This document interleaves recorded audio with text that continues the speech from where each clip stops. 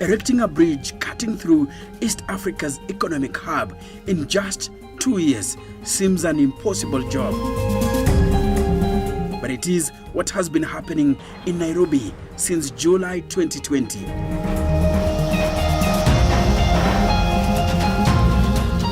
To achieve that, the contractor needed over 4,000 workers, 63 excavators, 10 drilling machines, 40 cranes. The list of heavy machines here is just unending. Kazi yangu hapa na machine ya roller ni ku compact zile material ngumu haswa mawe. During this construction, mistakes mean a derailed program. We've been able to reduce the construction period from those 3-4 years to 18 months. The construction of the expressway is simply a spectacular race against time.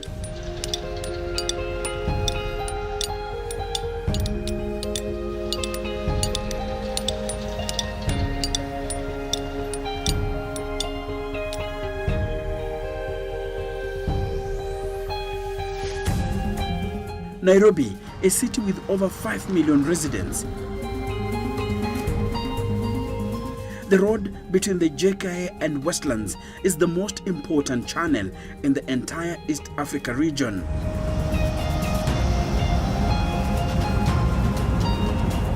Millions of people use it or cross this channel every single day.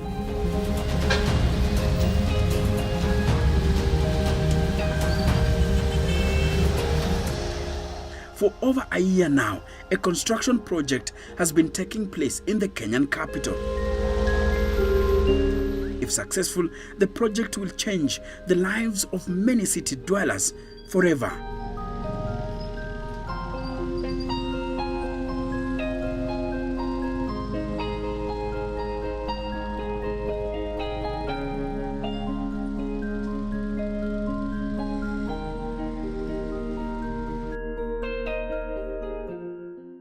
Jane Gatia, a single drum roller operator working on the expressway, is excited.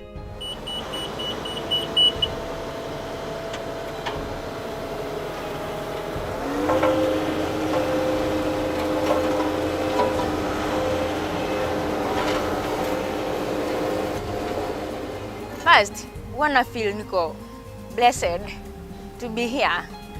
Ni baraka. So I don't take it for granted because najua ni watu wengi wanataka kukua kwa hii project but they don't make it. So me wanna feel furaha, then nikijua hii ni kitu yenye haitaisha kesho ama kesho kutwa, ni kitu itakaa hapa nitakuwa naiona daily. Nikipata watu wengi nitakuwa naambia ni at least I was here, nilijenga hii barabara tukiwa na mabeste wangu.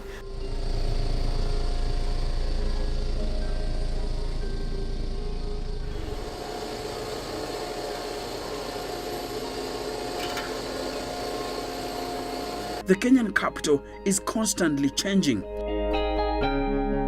The city's rapid economic development changes its appearance with each passing day. But the growing traffic congestion is a huge problem. In the past, many alterations and expansions have been made on Mombasa, Uhuru and Wayaki highways to solve the congestion crisis.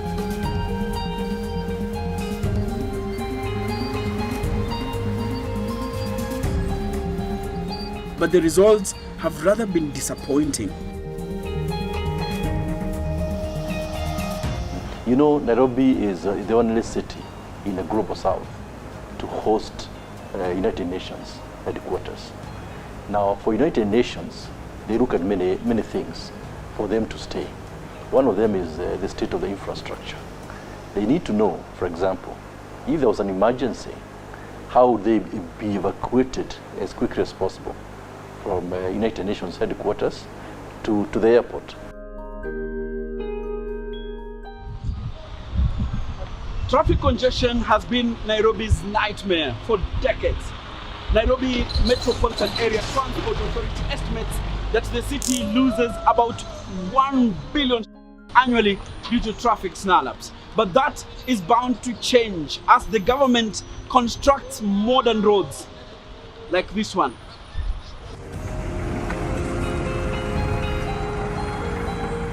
A huge bridge consisting of piers and beams is being constructed here, cutting through the capital's commercial center. It means a constrained corridor that has an impact on the availability of utility wayleaves, space for temporary diversions, and pedestrian footpath.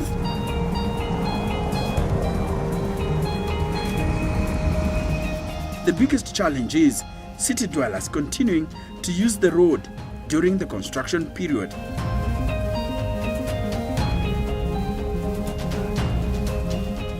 But the builders still have to work at top speed.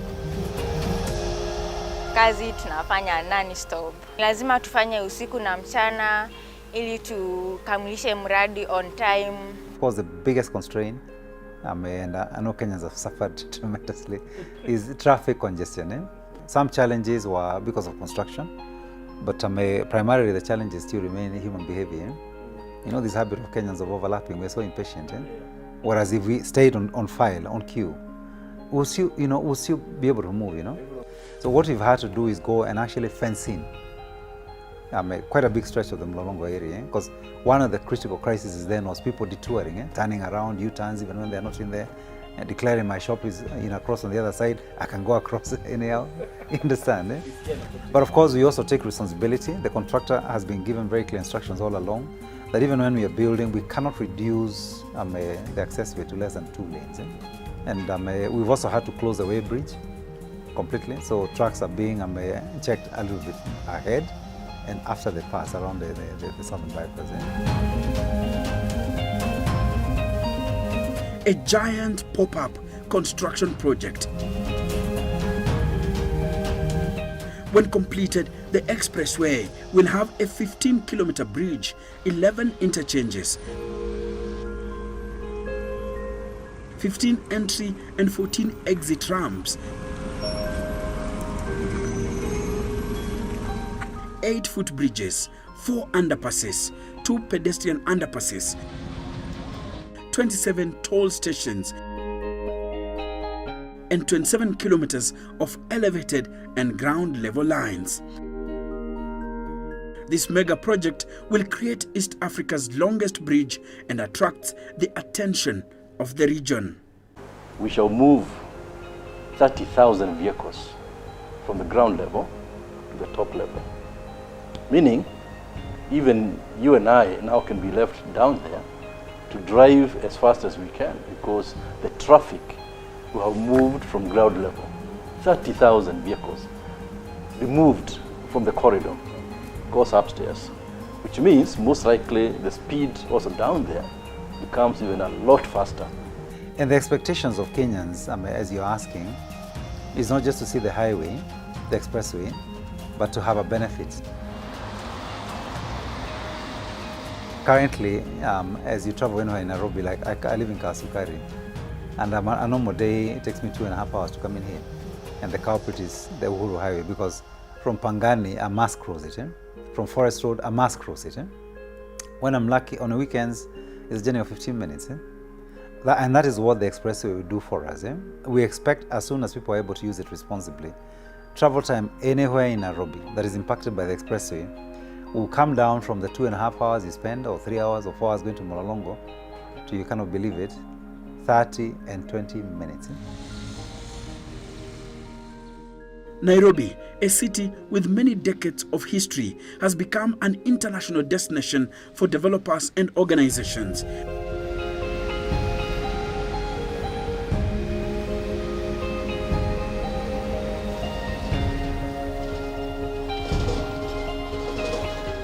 The city is already convoluted with underground pipelines, cables, and of course, high-rise buildings.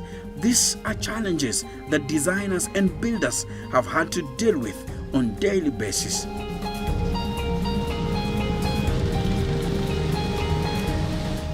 New tunnels have been dug for new pipelines to be installed.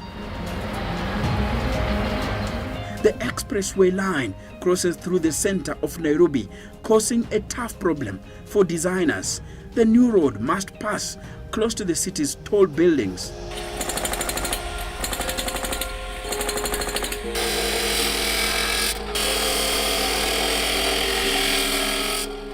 Designers adopted a different approach for the construction of the line in areas like Westlands and the Central Business District, where the road runs close to tall buildings. Columns were designed to be a little bit closer to each other to reduce the excavation area and thus the impact on the building's foundation. When they do a single column, it means that column is not the same as when you have two columns. So they've put very, very heavy stuff. Those piles, they've been dug deep into the ground, almost like 30 meters. And that's the same technology which was used to do the SGR. You know, the SGR is even carrying heavier terrain. You go some places, it's actually one pier. And so it is done that way because there are some places where it is so narrow that you cannot have two piles. But then what you do is have one, but of higher capacity. When I said they put one where it's narrow, you know, we could have decided to make it wide by, say, demolishing buildings or cutting trees, which you don't want, or getting into the Huru Park, for example. So what happens is, what you do is you take all those things into consideration, the environmental issues, the proximity of other buildings, like you said, Parliament, which cannot be demolished. So all those things come into play when they do now the final design. You notice even, for example, in Westlands, there was a famous fig tree, which has been there donkey years. But we had to change the design of the road to make sure we don't actually touch it. But a more important factor was the geological condition in some areas along the new road. A clear manifestation is here at the Museum Hill interchange. Geological conditions have caused bridges to collapse in a few cities, and to avoid such a scenario, designers had to study the geology of every part of the construction site. And whenever the quality of the soil was questionable, soil from a different location will be brought in, like during the construction of the exit ramp at Museum Hill interchange, just after the Global Trade Center (GTC). It's here that vehicles from Westlands exiting the expressway will be sliding onto Professor Wangari Maathai Road, formerly Forest Road.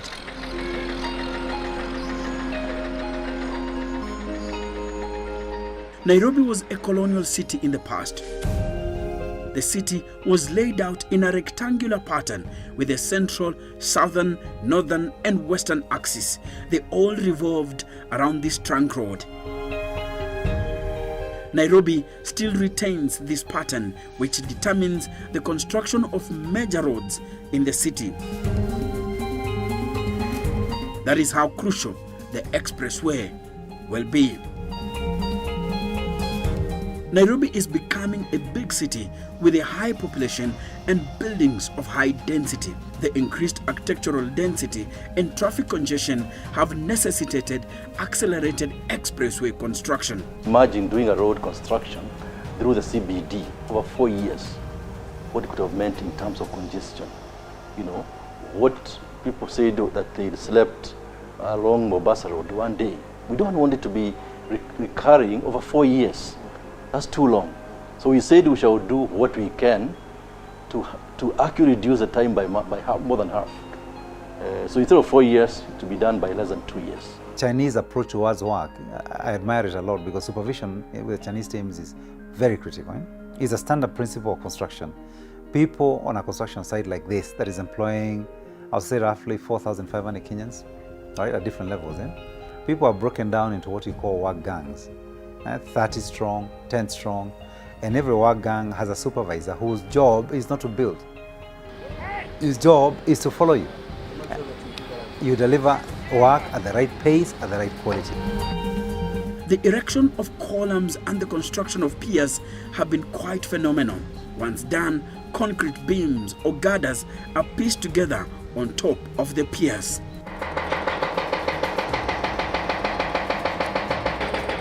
Normally, a special crane called a gantry would lift the heavy beam into perfect positioning before being placed on adjacent piers.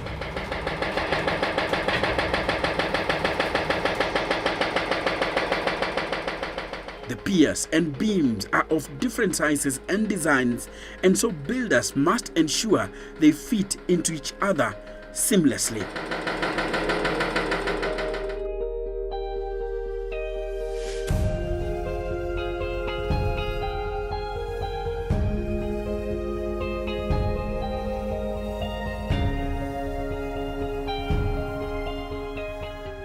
These girders are precasted and they are transported to the construction site for placement. It's a long process that requires maximum concentration. At this point, you only get to test your skills, and if you get to the last point, what we call the surface level, the surface course of this road, and then you thank yourself. You say, yes, we did it.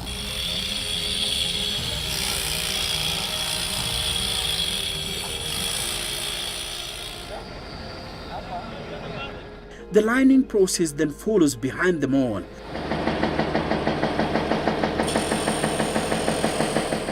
That is the construction of the deck slab and barriers.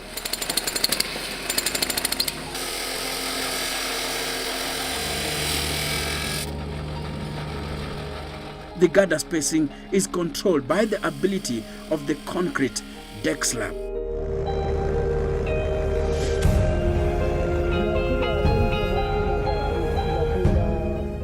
The deck slab is what constitutes the base for the roadway on the expressway bridge.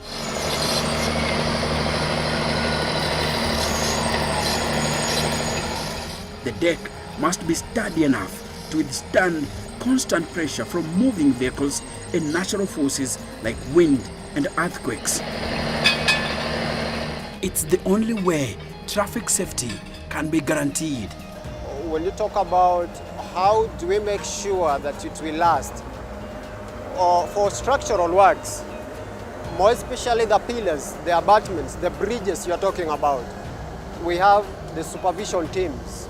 We have teams like OVIC. We have those who make sure that the concrete that is used for building the bridges, the piers and the pillars, it's up to standard before it can be cast. Both in situ and those who are cast concrete at the site, that those who make sure just to check the supervisors and also the lab have to test that the concrete is up to the standard. For you to do this kind of long bridges, you require concrete, reinforced concrete that is a little bit more than what we use normally. We use reinforced concrete. What we're using in here is pre-stressed concrete. It's a unique technology, not new to the theoreticians, so we teach it in the universities. But there's hardly any person in Kenya producing pre-stressed concrete, because that is concrete that is, I would say, over-reinforced. So you're not just putting bars of reinforcement, you actually stretch the bars. So when you let go of them, they actually compel the concrete to come even closer together. For several months, builders working on this road have been risking limbs and lives as they put up what is shaping to be East Africa's longest bridge. For the expressway, the builders are casting the bridge decks on top of the beams. They are being constructed using corrugated steel. It simply means they are shaped into a series of parallel ridges and grooves so as to give it added rigidity and strength.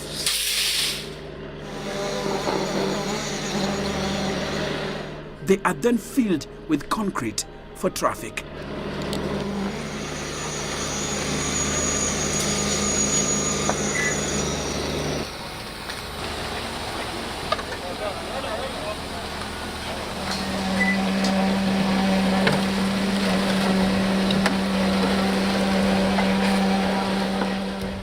Historically, the most vulnerable part of a bridge is the deck. But with new bridge engineering like the one being applied on the expressway, this is changing. What it means is that this bridge can last long without maintenance.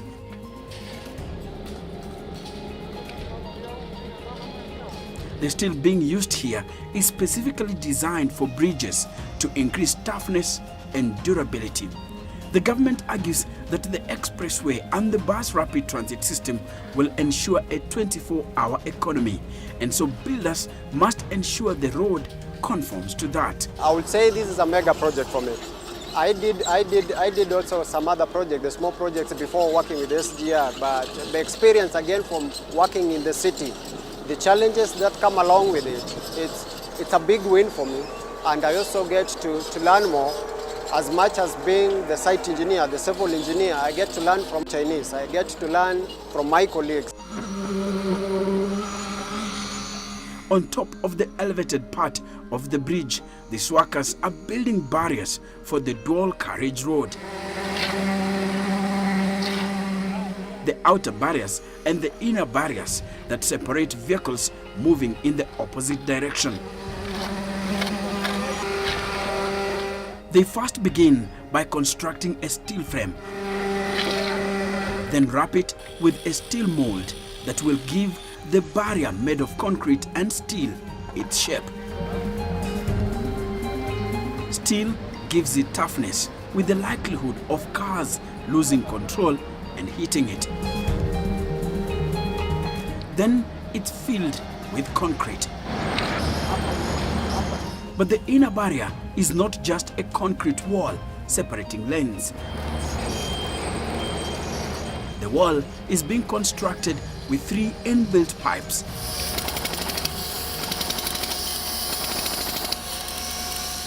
And a short vertical steel rod before concrete is added. The 3 pipes have communication cables and electrical wires. The steel rod is the base upon which electricity poles will be constructed. Interchanges are key components of expressway. These are areas where motorists will be joining or exiting the road. There are 11 of them, and so the builders must construct 15 entry and 14 exit ramps. I drove on top of the expressway bridge and walked below the bridge at Museum Hill to show you some specific features of the interchange. The design of the interchange here is what is known as compound diamond. It will have the entrances and 1 exit.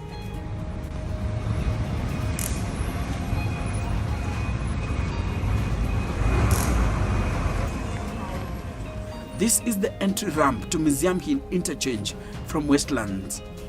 It's located just before the GTC, and it's where motorists from Westlands will be joining the expressway. The second entry ramp at the interchange is this one. It will be used by motorists joining in from Professor Wangari Maathai Road. Grade level is what is lying on the ground.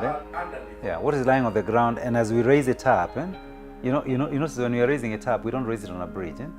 We raise it and do a lot of earth filling. Is when we get to the top that then we anchor a bridge. All that back filling, those are Kenyan standards.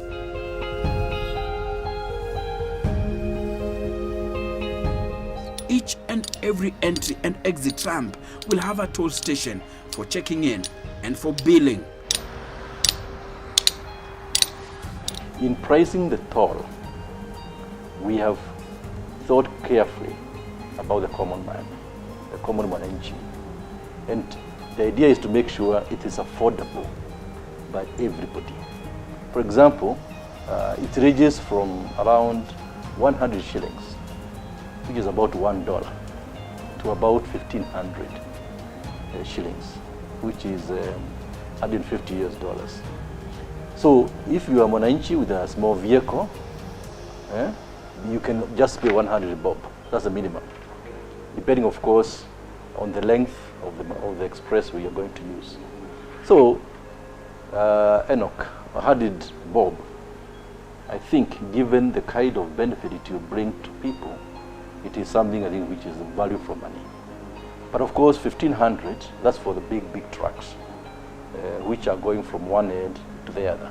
And those are commercial vehicles. So for the big trucks, so many tons, I think 1,500 shillings is not out of money either. I respect the expressway.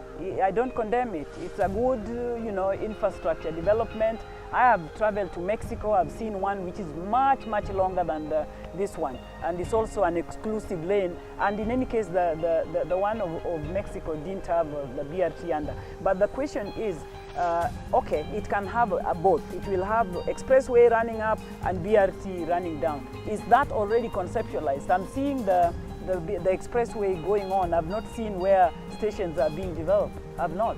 The government is cognizant that the expressway alone won't be enough to manage traffic on the city trunk road. According to Nairobi Metropolitan Area Transport Authority boss Francis Gitau, the bus rapid transit system has been factored in. The expressway is a direct foreign investment, and it is also modeled on a tolling paradigm in terms of a business model. The BRT corridor will be at grade on the ground. It will not be on the top. Therefore, the design of the lower part of that highway, that is the road on the ground, will be having a configuration that accommodates the individual motorists and a BRT corridor that we are currently getting into the preliminary design.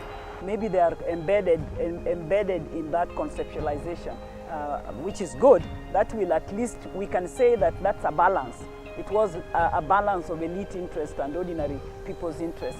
Yeah, but the prioritization of moving it faster than the BRT is a question. Even just the old BRT that we've been talking about, or just an efficient bus system, if we don't want to talk about BRT, because the conceptualization of BRT is quite technical, what it must have and how it should operate. But I think the ones we will have, maybe it's a pseudo one, which uses this dedicated lane with provisions of at least fast, moving people faster than the matatus and the private cars will move us. Like where we have the elevated, we have the elevation on the expressway, we'll have stations below that elevation. And where we have the expressway on the ground, we have pedestrian access points, underpasses, and where necessary overpasses to access stations neighboring the RE walls that will be supporting the embankment. So we are getting to the preliminary design. In this construction cycle, we have actually done land acquisition that will accommodate the corridor that will have the configuration to accommodate BRT and the normal motorists that will still be, of course, using that corridor. For Jen, Engineer Frederick, and thousands of workers here, it's a race against time. They have tight timelines to make the road ready for use. Jen and Fred say the construction of the expressway has been a roller coaster of its own. You can see behind me, it's a complete place, but when it started, we had water, almost water everywhere.